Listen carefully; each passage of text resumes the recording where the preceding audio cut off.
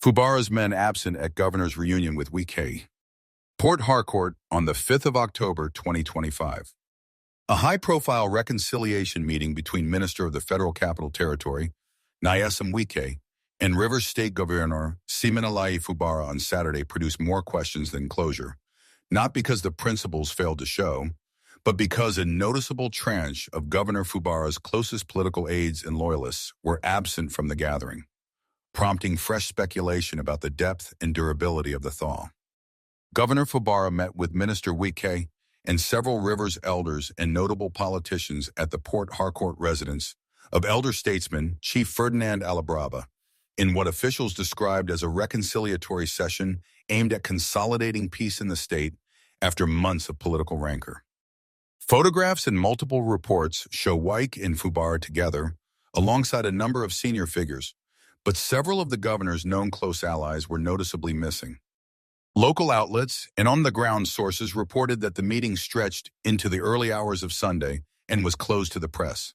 Organizers described the gathering as part of a continuing process to restore unity to Rivers State's fractured political family. Photographs published alongside news stories identified attendees including Chief Ferdinand Alabraba and members of the Rivers State Elders Council. Channels TV and Punch named Speaker Martin Amihul among those present.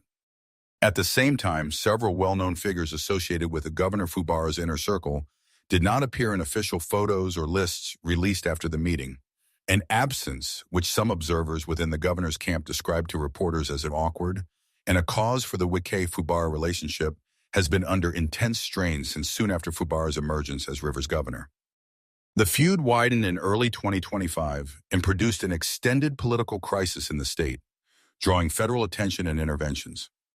Reporting earlier this year documented scenes of pleas for reconciliation, including an April visit by Fubara to Wike's Abuja residence described by one outlet as an effort to seek peace.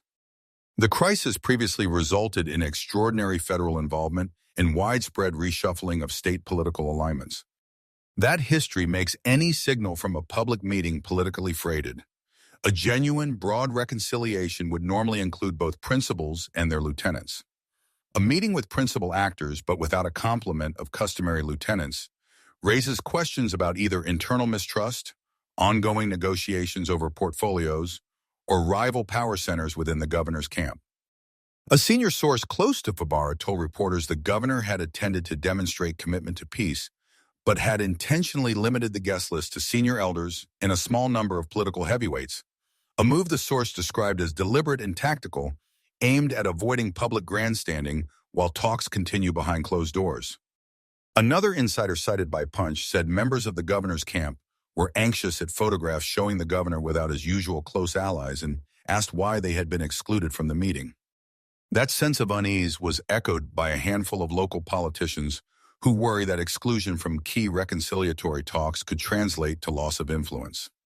Wikeh, appearing relaxed in published images and video, later described the engagement as part of ongoing efforts to preserve stability and urged parties to prioritize the welfare of Rivers people over factional disputes.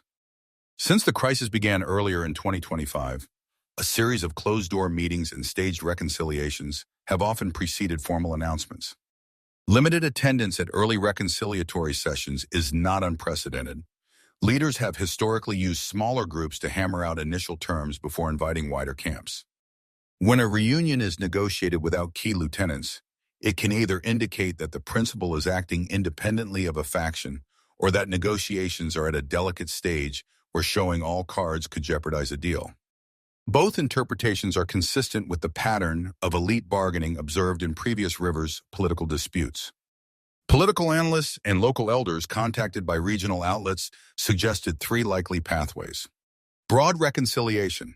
The principals might use the smaller meeting to reach first-stage agreements, then publish a larger, inclusive reconciliation once terms on appointments, committees, or legislative business are agreed. 2. Managed truce. The meeting may produce only a superficial détente, enough to quiet immediate tensions while deeper disagreements about power sharing remain unresolved. 3. Renewed factionalism.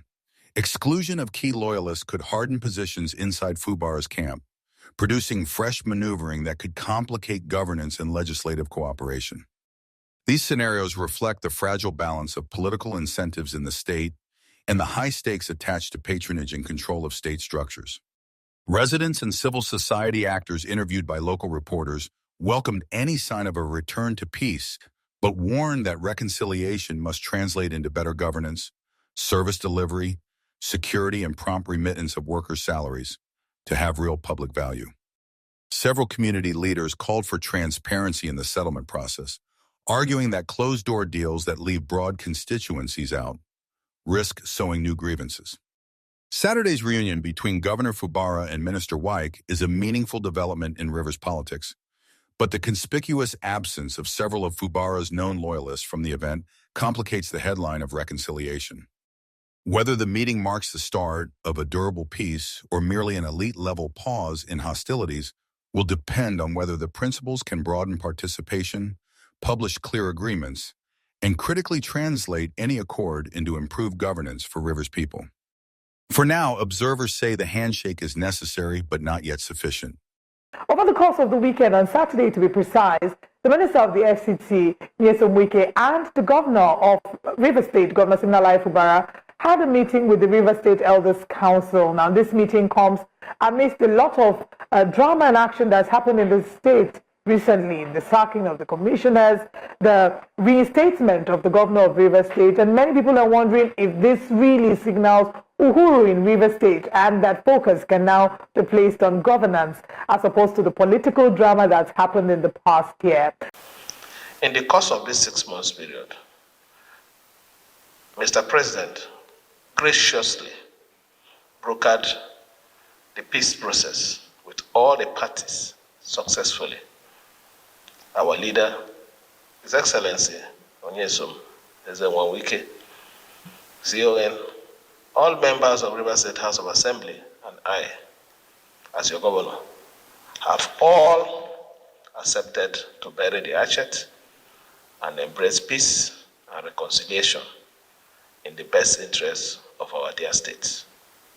We believe the political crisis is now behind us and that peace and stability have once again returned to Rivers State, though not without the hard lessons learned from the emergency. This news is reaching you from Ogulaha Vanguards Limited, the true face of Niger Delta. We tell your story better.